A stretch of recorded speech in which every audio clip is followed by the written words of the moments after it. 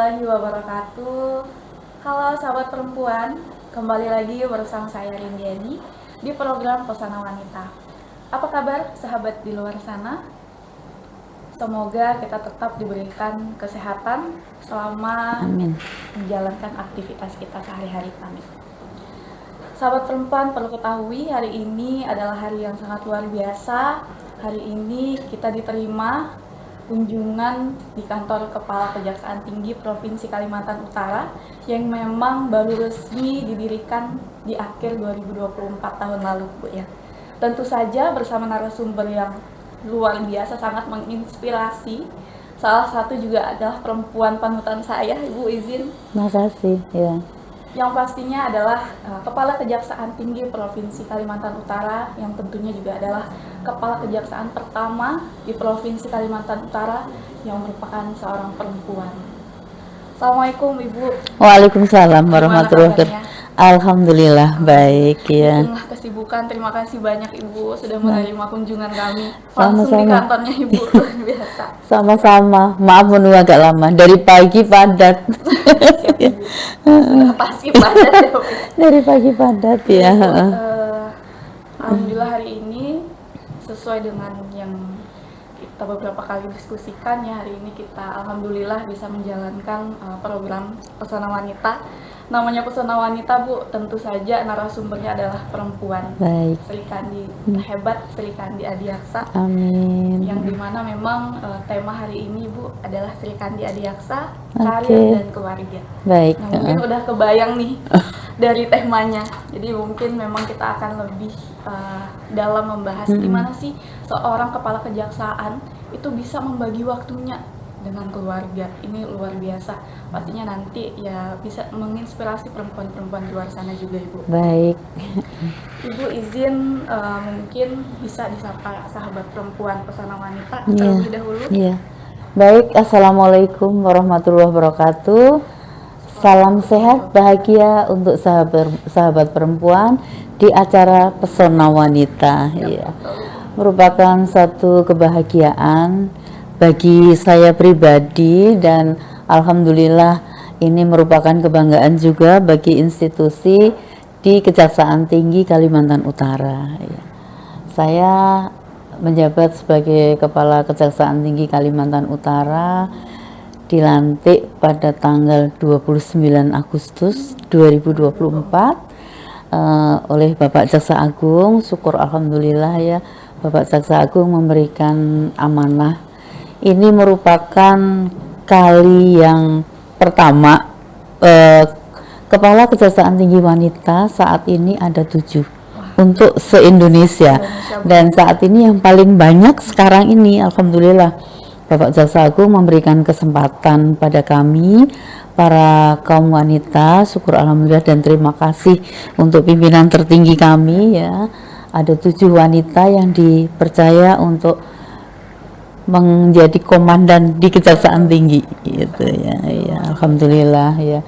Semoga apa yang diberikan, amanah yang diberikan itu kita bisa laksanakan dengan baik sehingga yang berikutnya, generasi berikutnya itu para wanita juga mendapatkan kepercayaan yang sama untuk duduk sama sejajar dengan para laki-laki gitu ya. Apalagi kalau kita ketahui ya, kejaksaan ini memang di Indonesia ya mayoritas memang dipimpin oleh laki-laki. Betul. Karena mayoritas ya masyarakat ketahui kalau kejaksaan itu ya tupoksinya agak lumayan berat, Bu ya.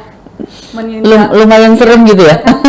bayangan masyarakat untuk menilai kejaksaan tuh mungkin lumayan ya Iya. menuntut, Iya. menindaklanjuti perkara dan lain-lain. Padahal tupoksi kejaksaan tuh mungkin lebih dari itu. Luas, Mbak. Luas, Iya, luas sekali. Memang yang utama kita adalah di bidang penuntutan. Tapi kita bisa melakukan penyidikan untuk bidang tindak pidana khusus. Yang ini mungkin ya maaf ya, untuk saat ini indeks kepercayaan masyarakat itu kan paling tinggi di kejaksaan. Iya. Nah, kalau saya sebut lembaga yang lain kalah ya, kita udah tertinggi untuk APH itu kita tertinggi ya. Jadi alhamdulillah untuk tindak pidana korupsi kita yang paling tinggi. kita yang paling tinggi. Karena mungkin bisa diikuti dari media ya, bagaimana pitsus kita, perkara-perkara besar yang tadinya tidak terangkat, tidak terekspos, itu sekarang kan udah banyak, udah banyak sekali. Dan kita juga untuk bidang tindak pidana umum mungkin dikenal dengan istilah restorative of justice. Itu kita tahun lalu itu 14 Kaltara ya, Kaltara itu ada 14. Bayangin se-Indonesia itu sudah 10.000 lebih ya kan. Kalau satu perkara satu orang 10.000 kan sudah mengurangi tingkat hunian di LP ya kan. Sedangkan orang di penjara itu butuh biaya banyak juga gitu. Di Kaltara kita berusaha untuk lebih mensosialisasikan, dan Bapak Jaksa Agung mencanangkan bahwa untuk pengguna narkotika sampai beliau mengatakan bahwa haram hukumnya untuk dihukum. Karena kita berbicara narkotika yang pengguna itu sesungguhnya mereka itu kan korban. Mereka itu korban. Ada syarat-syarat tertentu yang kita harus memperlakukan berbeda dengan para pelaku tindak pidana. Karena kalau korban dari narkotika, para pengguna ini di penjara itu nggak menyelesaikan masalah. Justru kita harus lakukan rehabilitasi. Nah, kemarin tuh kita sempat diskusi, kita sempat bicara dengan Kepala BNN di sini pas ada kunjungan Kepala BNN RI. Kebetulan kita ada sama-sama di Tarakan. Saya udah sampaikan bahwa di Kaltara itu masih kurang balai rehab, karena rehab itu sangat komprehensif untuk kita mengembalikan korban ini bisa hidup normal sebagaimana sebelum dia terkena. Itu panjang prosesnya ya. Yang pertama medis dulu, memang harus di rumah sakit balai rehab itu juga spesifik, dia tidak hanya dokter umum tapi perlu psikolog dan lain sebagainya. Di Kaltara belum ada ya. Kemudian setelah keluar dari perawatan medis, kita juga harus melakukan bimbingan untuk dia memastikan dia mendapatkan kembali di treatment sebagaimana orang yang belum terkena itu. Dan itu panjang itu ya. Jadi kemarin alhamdulillah respon beliau bagus, Kepala BNN pusat bagus, dan Kepala BNN Kaltara juga menyambut baik, sudah ditunjuk beberapa rumah sakit untuk jadi balai rehab. Nah, gitu. Iya, saya sempat sarankan gimana kalau ditaruh di Nunukan, saya bilang gitu, karena saya ngelihat lapas di Nunukan itu bagus, dia luas, kemudian sarananya bagus. Saya udah jalan-jalan keliling, itu punya pertanian, peternakan, bahkan ada kebun sawit di sana gitu kan. Itu kalau nggak salah 10 hektar. Saya bilang mungkin sebagian 1-2 hektar untuk balai rehab kan komprehensif untuk ke sana gitu. Ya. Nah, Ibu, setelah menjabat sebagai Kepala Kejaksaan Tinggi di Provinsi Kalimantan Utara, ini kan transisi dari sebelumnya Ibu izin di Wakajati Yogyakarta kalau nggak salah. Iya. Nah, gimana nih baru masuk ke Kalimantan udah menjabat sebagai pemimpin, apalagi di tingkat yang ya sangat tinggi di Kejaksaan Tinggi. Iya Mbak, sebenarnya saya pernah menjabat Wakil Kepala Kejaksaan Tinggi Kalimantan Timur, yang saat itu Kaltara itu masih jadi satu ya. Boleh dibilang ikut mempersiapkan Kejati Kaltara. Itu sempat menjabat di Kalimantan Timur 11 bulan, dan 2 bulan itu saya PLT Kajati. Jadi saya sudah mengenal sebagian Kaltara, bagaimana culture-nya, bagaimana interaksi penduduk di sini gitu kan. Mungkin bagi orang lain ngapain sih kok jauh-jauh ke sana gitu. Lumayan. Padahal ini satu tantangan yang bagi saya sangat menarik, karena saya menyadari ini unit organisasi yang baru, itu banyak yang bisa kita kerjakan. Dan saya lebih tertarik untuk bisa ada wahana untuk berbuat lebih banyak daripada saya masuk ke tempat yang sudah mapan gitu ya. Iya, jadi seperti kantor ini kan kita masih dipinjamin sama Pemda ya, Pemda Bulungan. Masih proses kita sedang persiapan untuk membangun kantor Kejaksaan Tinggi. Dan karena site plan-nya, block plan-nya ibu kota provinsi itu kan ada di Kota Mandiri, kita udah disiapkan di sana. Ini masih proses untuk pematangan lahan. Nanti setelah itu mungkin kita akan membangun kantor Kejaksaan Tinggi di sana. Tapi mungkin masyarakat sini bisa lihat ya, gedung ini yang dari kosong lama ya, kosong lama 5 tahun katanya kosong, gedung kosong terus dikasih ke kita. Alhamdulillah support dari semua pihak, dari baik pimpinan di Kejaksaan Agung maupun pemerintah provinsi, kabupaten, sangatlah antusias membantu kami. Dalam waktu 4-5 bulan ini sudah seperti ini, sudah alhamdulillah luar biasa. Support di mana-mana. Supportnya luar biasa. Dari pusat itu boleh dibilang sarana untuk kami bekerja itu sampai berlebih cepat. Kalau saat ini pegawai saya yang SK dari Kejaksaan Agung itu masih sekitar 50-an. Kami merekrut dari lokal, adik-adik lokal ini ada 35, jadi sekarang 85. Alhamdulillah sih sarana prasarana yang ada sangat-sangat cukup. Dari Kejaksaan Agung juga banyak sekali langsung drop peralatan, mau komputer segala itu komplit. Sampai begitu pegawai datang ini satu laptop, pegawai datang ini satu PC, kamu mau PC laptop, iya. Kemudian kendaraan dinas, semuanya sudah komplit, alhamdulillah. Jadi kita harus berlari cepat. Ini adalah unit yang baru. Unit yang baru, baru berdiri. Nggak mau harus gercep gitu. Kita di bidang Datun kemarin sudah mulai mengurus perwalian anak. Saya sudah perintahkan seluruh jajaran di kantong-kantong yang memerlukan bantuan. Kan kita lihat di perbatasan-perbatasan itu kan ada orang-orang tua yang bekerja di kebun-kebun sawit yang notabene jauh dari pusat pemerintahan. Itu udah saya suruh staf itu untuk sampai ke titik-titik itu. Kalau ada yang belum punya akte kelahiran atau apa, kita bantu. Karena bagi masyarakat tertentu kan untuk mengurus itu aja perlu effort khusus ya. Mau datang ke pusat pemerintahan, jarak dan waktu ya itu biar teman-teman yang mengurus. Insya Allah sudah. Ini juga informasi ke iya, monggo. Ya. Iya. Karena masih banyak masyarakat yang nggak tahu. Boleh datang ke sini. Ya itu Bu, asumsi masyarakat mendengar kejaksaan itu ya mengadili. Iya, urusannya perkara aja gitu ya. Betul. Padahal kita banyak yang kita bisa perbuat.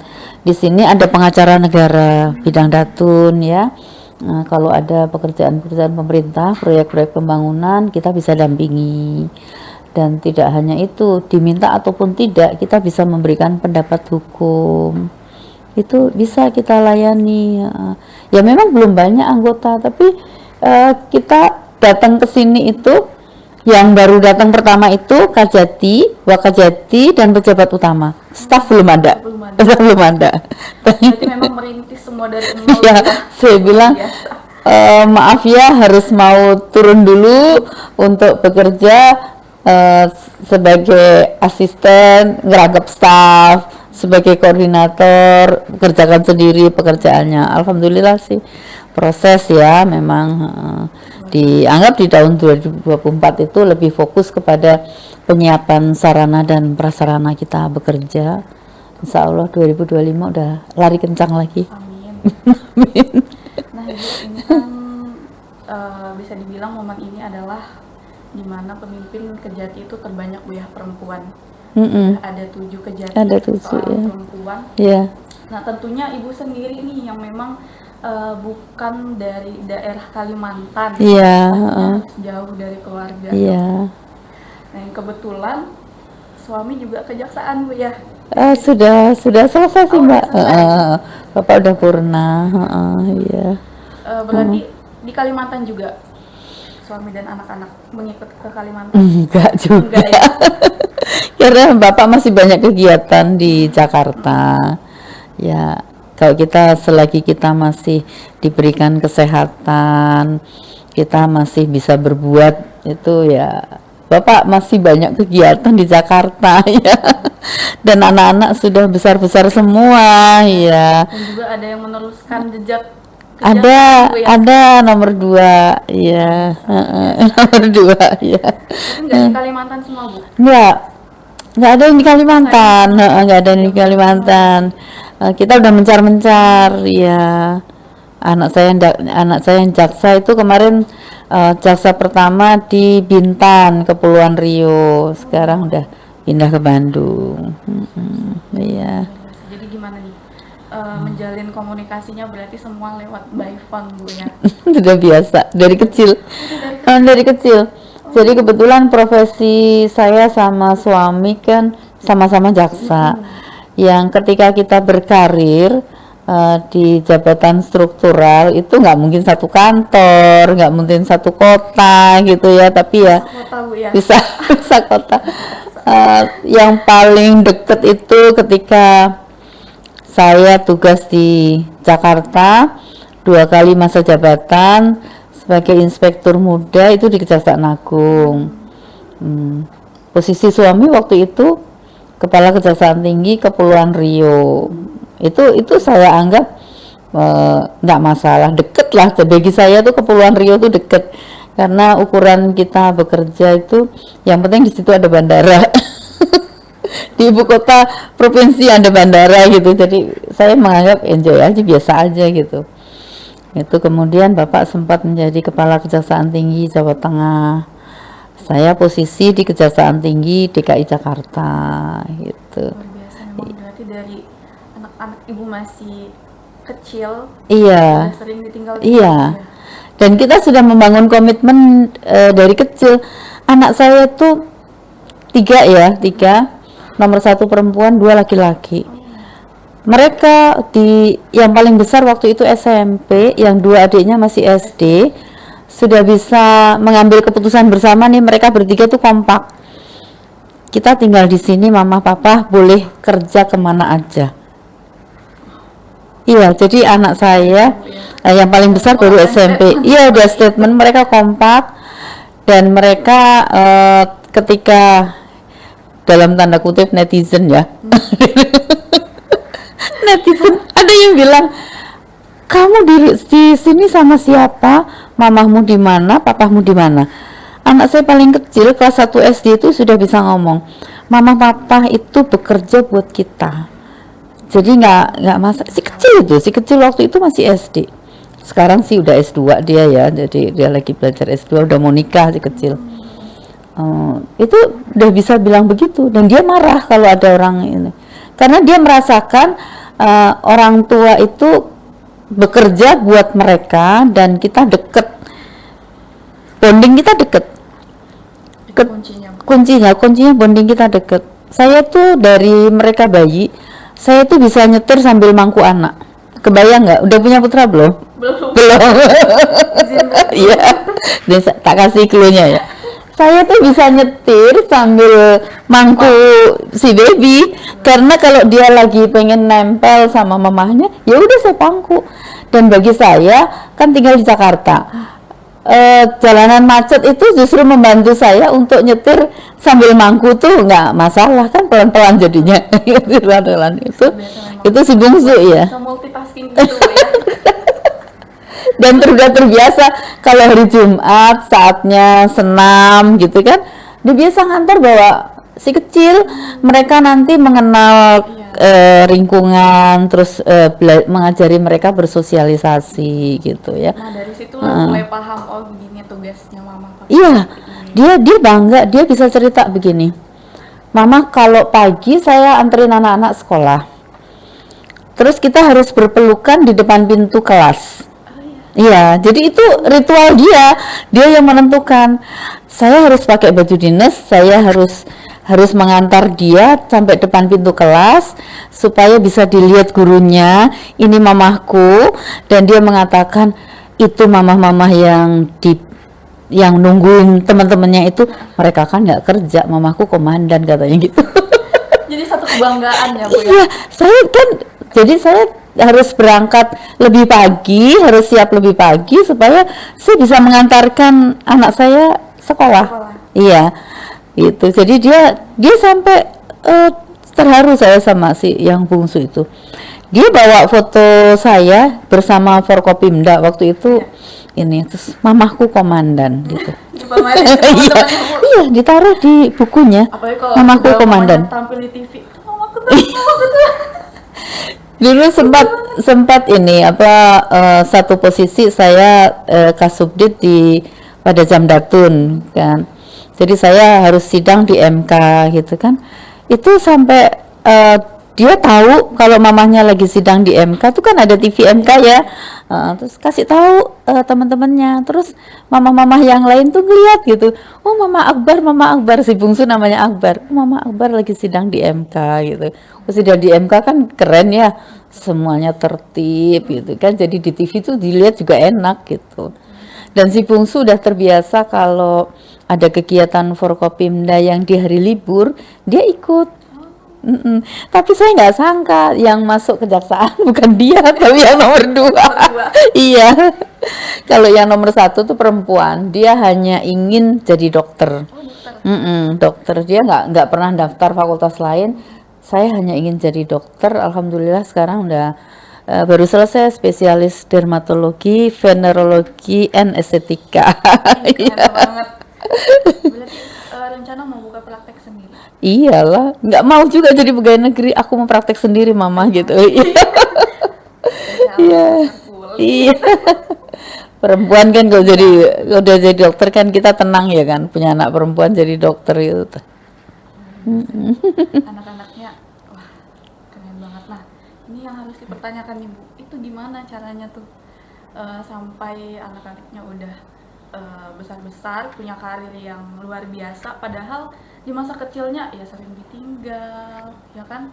Apalagi yang masih SD, jarang ketemu, mama bapaknya jarang di rumah. Itu mungkin bisa di-share ke sahabat-sahabat perempuan yang mungkin ya memilih untuk berkarir juga. Iya. Jadi saya sering mendengarkan dari kalangan kaum saya sendiri ya. Ketika kita ngumpul, saya kan ada di organisasi wanita juga yang di kejaksaan karena kan bapak di kejaksaan. Jadi ketika itu sering kan ngumpul sama teman-teman gitu ya. Teman-teman suka bilang gini, saya izin ya Bu, saya nggak ikut pertemuan bulan depan karena anak saya sedang ujian.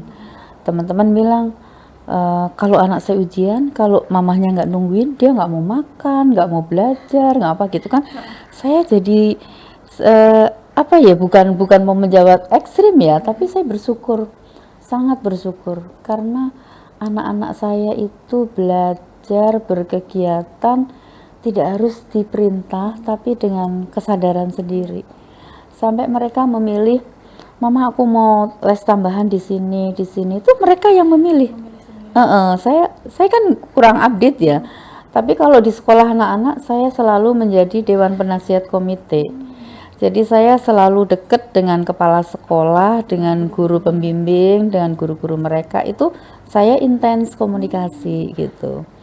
Jadi bagi saya kita punya cara yang berbeda, yang tidak harus sama dengan yang lain karena kondisi kita berbeda, itu kan.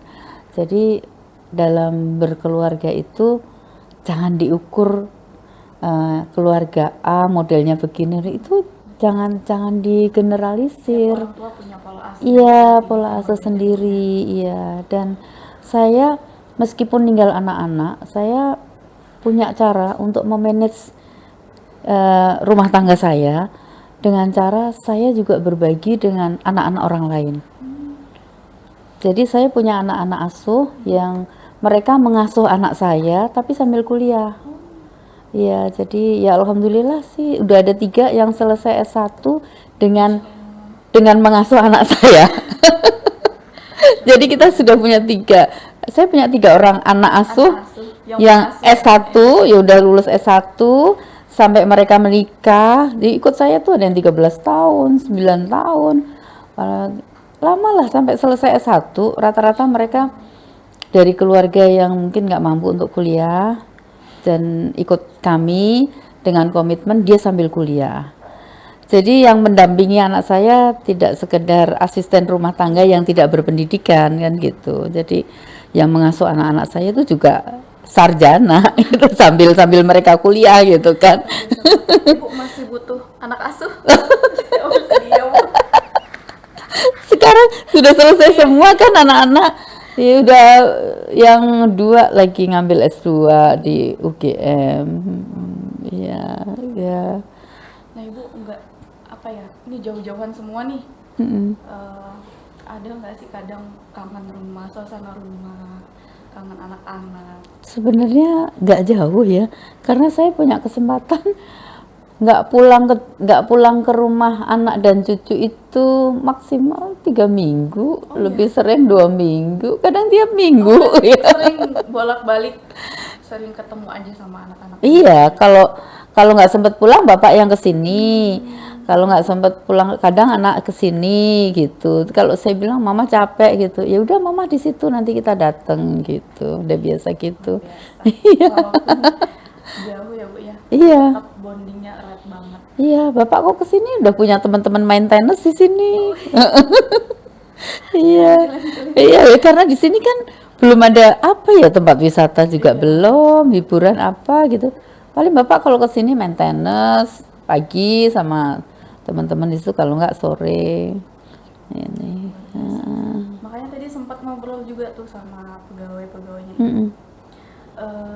Semua pegawai di sini merasa kayak jadi anaknya ibu. Aura keibuannya tuh keluar banget. Kadang masak-masak, Bu ya. Tiap hari, Masak juga. tiap hari masak. Kantor. Iya, tiap hari itu makan siang di kantor dan yang masak anak-anak juga. Udah kayak rumah. Jadi Iya, udah kayak rumah. jadi nyaman-nyaman aja di Iya, sini. alhamdulillah. Karena kalau tiap siang jajan nggak efektif kan ya. Berangkatnya mungkin nggak cukup 1 jam ya kalau mereka keluar kan gitu. Jadi saya ambil keputusan bersama, saya tawarkan sama anak-anak juga kan. Kalau jajan di luar kan mahal, ya kan. Terus higienisnya kita nggak tahu ya kan. Cari yang murah takut nggak higienis kan Mending gitu. masak sendiri aja. Masak sendiri itu di dapur peralatan masak udah komplit lengkap. Itu Bener-bener buat kayak sekantor loh kita makan. Buat sekantor semua makan. Iya. Sesekali boleh lihat menu kita. Hari ini tadi kayaknya masak soto ya hari ini ya. Dan anak-anak itu pinter, nggak disangka. Masakan mereka sangat variatif. Pinter masak semua di sini. Sambil mereka belajar kan nanti berumah tangga kan gitu. Boleh kayaknya saya Boleh ya, boleh. sambil Boleh. belajar Main aja sini ya. izin. Iya, monggo.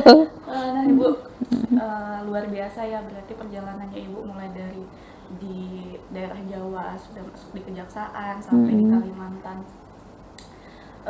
Pasti sebagai seorang perempuan, Bu ya, kita kan banyak banget nih stigma-stigma di luar sana mengatakan bahwa ya perempuan ya fokus aja di rumah. Ngapain sekolah tinggi-tinggi toh nanti ujung-ujungnya di dapur juga. Di kamar juga melayani suami, mendidik anak-anak. Nah, Ibu melihat itu gimana untuk memanage antara urusan kantor, urusan karir dan juga rumah tangga? Gini ya Mbak, kita ini sebagai makhluk ciptaan Allah ya, ciptaannya Maha Kuasa. Kita harus meyakini bahwa skenario yang paling sempurna itu memang dari Allah, dari Tuhan yang Maha Segalanya. Saya meyakini itu, saya menjalani itu karena saya yakin ini takdir saya. Kita tidak bermaksud paling benar, jangan sampai, karena kita nggak mungkin paling benar. dan paling sempurna pun tidak, karena kita makhluk ciptaannya tuh pasti ada kekurangan, ada ini ya. Ketika takdir saya harus menjalani kehidupan berumah tangga dan berkarir, maka saya yakini inilah yang memang takdir saya, yang memang Allah takdirkan begitu. Karena contoh itu dimulai dari keluarga. Ibu saya juga berkarir. Jadi kita terbiasa lihat dari saya 7 bersaudara, Mbak, dan ibu saya berkarir, bapak saya juga berkarir, PNS juga. Kita itu terbiasa kalau pulang, zaman dulu pulang sekolah jam 12 ya. Jam 12 ibu saya bekerja juga pulangnya sekitar itu, dan kita terbiasa itu pulang terus langsung ibu saya tuh masak. Sebentar kita masak karena ibu saya sudah ahli masak cepet. Iya, iya kan, masak cepet gitu. Jadi udah canggih, dan ada asisten-asisten yang di rumah itu sudah terbiasa menyiapkan semua bahan masakan, tapi ibu saya meracik. Tapi kalau nggak sempat baru ibu saya bilang dimasakin sama pembantu gitu ya. Tapi kebayangkan 7 bersaudara gitu kan, kita kan pasti banyak, dan kalau pagi tuh udah terbiasa. Kita juga biasa gercep lah, dari habis subuh gitu sudah pada siap-siap sarapan gitu. Kalau cerita masa lalu saya hanya ingin memberikan inspirasi ya. 7 anak itu semua punya meja belajar masing-masing. Ya, punya meja belajar masing-masing berderet. Jadi kita punya privacy, buku dan lain-lain itu di meja belajar masing-masing. Dan kita terbiasa habis maghrib sudah duduk di meja belajar, bapak saya nungguin di ujung sana. Jadi kalau yang ngobrol kok ngobrol gitu, bapak saya cuma DM gitu, udah kita belajar lagi gitu.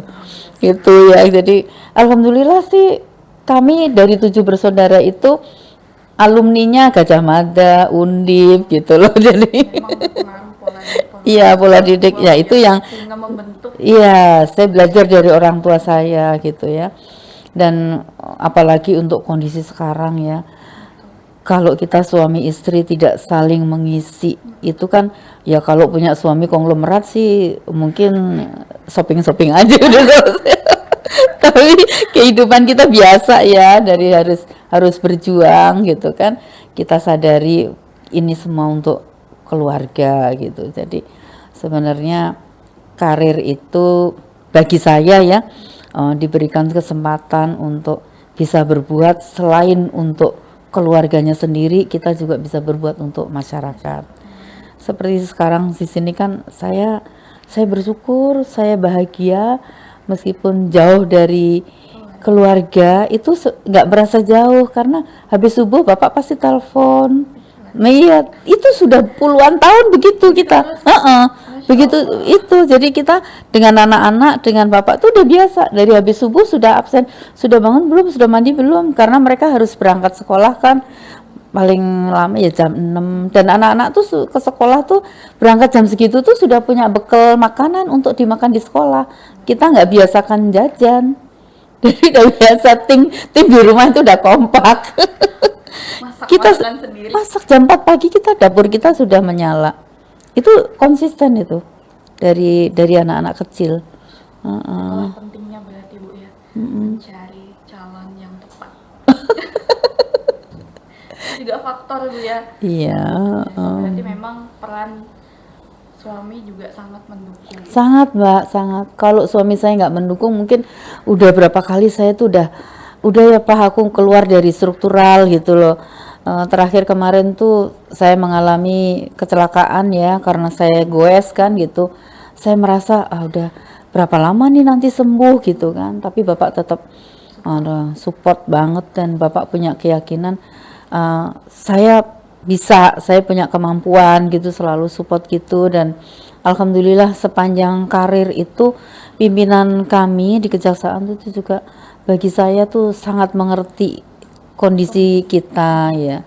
Saya dari Jaksa Baru sampai jadi kepala Kejaksaan Negeri itu di Jawa Barat 17 tahun ya. Itu kan udah skenario yang maha kuasa ya, ketika anak-anak kecil saya nggak jauh dari mereka gitu. Hampir 2 dekade Ibu ya. Iya. Jaksa. Nah Ibu, terakhir nih Bu, mungkin banyak banget peran-peran penting, terutama dari keluarga Bu ya, dari suami, dari anak-anak. Mungkin ada yang ingin disampaikan, apalagi kan terpaut jarak ya, mungkin bisa disampaikan melalui layar kaca kita, boleh? Baik, untuk sahabat perempuan, jangan pernah ragu untuk berbuat yang terbaik. Karena bagi saya ada satu prinsip, selagi hayat dikandung badan, kita dikasih kesempatan, kita ada kemampuan untuk berbuat selain untuk keluarga sendiri, kita bisa berbuat untuk masyarakat yang luas, apapun bentuknya, jangan ragu untuk berbuat dan lakukan sesuatu itu dengan maksimal. Jangan dengan maksimal, dengan hati. Jadi saya sering bicara sama teman-teman, jangan sekedar, kalian harus maksimal, kalian harus berani melangkah, kalian harus tetap pakai hati. Hati itu kita isi dengan siraman rohani, dengan cara masing-masing, dengan agama masing-masing. Mungkin saya tadi belum sampaikan, Mbak, meskipun saya jauh, anak-anak ketika ujian selalu nagih, mama udah doain aku belum? Iya, jadi saya ngecek anak-anak ketika ujian, udah bangun tahajud belum? Gitu. Konsisten Bu ya. Konsisten. Jadi bahkan yang nomor satu tuh yang dokter kalau mau ujian selalu minta air, mama tahajud ini ya, kasih air, iya doain ya, nanti airnya aku bawa ke kampus. Itu sih yang dokter itu begitu. Jadi sebagaimana ilmu kita yang kita lihat ya, kalau kita tidak pernah menanam, kita nggak akan panen. Kita menanam padi, kadang tumbuh ilalang, rumput, ya kan? Tapi kalau kita tidak menanam padi, kita nggak bisa panen padi dong, gitu loh. Itu jadi sekarang mungkin nanti Mbak akan dapat kabar nih, kita perintah direktif Presiden kan ketahanan pangan. Kejaksaan itu sudah buka lahan 1 hektar, kemarin kita nanam jagung. Besok pagi kita juga akan menanam jagung di lokasi yang lain. Kemudian kalau Presiden punya proyek makan gratis, makan bergizi gratis, saya udah sekantor. Udah simulasi duluan ya kan, hanya mampunya baru sekantor karena perintah Presiden juga kejaksaan tugasnya hanya mengawasi untuk makan bergizi gratis. Nah, makan bergizi gratisnya di kantor aja dulu barusan ya. Gitu. Nanti insya Allah bulan puasa juga kita akan bikin program-program takjil gratis dan lain-lain gitu supaya orang yang lewat sini bisa buka di sini gitu. Mungkin sudah lebih dari 60 menit kita berdialog. Iya, iya. Mencair suasana Iya, saya agak tegang nih Bu. Oh gitu ya? Langsung di kantor Kejaksaan Tinggi, siapa yang deg-degan. Aman. Alhamdulillah, seiring berjalannya diskusi, ya Ibu juga luar biasa. Terima kasih banyak Ibu. Sama-sama. Berkenan berdialog bersama saya. Saya juga sebenarnya punya sosok Ibu almarhum. Iya. Oh iya. Kurang lebih sama dengan Ibu. Pasti apapun yang saya ingin lakukan, keputusan apapun yang saya ingin ambil, selalu pasti diskusi. Iya. Iya. Iya. Memang antara ibu dengan anak, apalagi anak perempuan, deket banget. Betul. Deket banget. Apa-apa Apa-apa ke ibu. Bahkan saya tuh punya komunikasi kontak waktu saya masih kuliah. Kalau saya sakit perut itu pasti ada sesuatu sama ibu saya. Padahal sesungguhnya mungkin nggak apa-apa. Demikian juga sebaliknya. Zaman dulu belum ada HP. Dulu ada HP, tapi saya sangat dekat dengan ibu. Ada sesuatu sama ibu pasti ini. Ketika ibu saya juga udah almarhum, bapak juga sudah almarhum. Waktu ibu masih, tiap hari itu teleponan saya seperti sarapan pagi. Say hello pasti saya sama ibu saya. Itu tiap hari. Jadi ketika ibu meninggal ada kehilangan karena apapun yang bagi saya masalah, saya selalu konsultasi sama ibu dan adem selesai. Itu seorang ibu ya. Jadi insya Allah kita sebagai ibu yang juga bisa memberikan rasa tentram pada keluarga kita, bisa mengantarkan keluarga kita menjadi generasi penerus yang lebih baik. dan tidak lupa mempersiapkan masa tua bersama pasangan, menua bersama dan bahagia. Gitu, meskipun jauh saling bangunin, udah tahajud belum, sudah ini belum gitu, itu tiap malam. Kayaknya Jadi nggak nanti, berasa ini. nanti di belakang boleh tips menemukan calon yang tepat. Oh iya, itu semua menantu saya melalui screening kami, Oh, semua menantu, baik yang laki-laki maupun yang perempuan. Itu nanti di belakang aja ya. belakang layar aja Di belakang layar, takut nanti banyak yang nyontoh, aduh bahaya nih. Kalau dipakai sendiri harus kita pastikan yang terbaik. Gitu. Iya. boleh Bu, sekali lagi terima kasih. Sama-sama, semoga manfaat ya. Amin. Ini sedikit tips aja, sedikit tips. Yang lain pasti punya tips yang berbeda juga. Iya. Alhamdulillah. Baik sahabat perempuan, inilah program Pesona Wanita bersama dengan Ibu Ami Iwan dari SHMH selaku Kepala Kejaksaan Tinggi Provinsi Kalimantan Utara. Baik sahabat perempuan di manapun Anda berada, terima kasih sudah menonton program hari ini. Semoga apa yang kita diskusikan, kita dialogkan hari ini dapat bermanfaat, dapat memberikan banyak inspiratif, banyak motivasi kepada sahabat-sahabat perempuan. Baik, amin. Sekian dari saya selaku host Rindiani dari Pesona Wanita. Kurang dan lebihnya saya mohon maaf. Billahi taufiq wal hidayah. Assalamualaikum warahmatullahi wabarakatuh. Waalaikumsalam warahmatullahi wabarakatuh.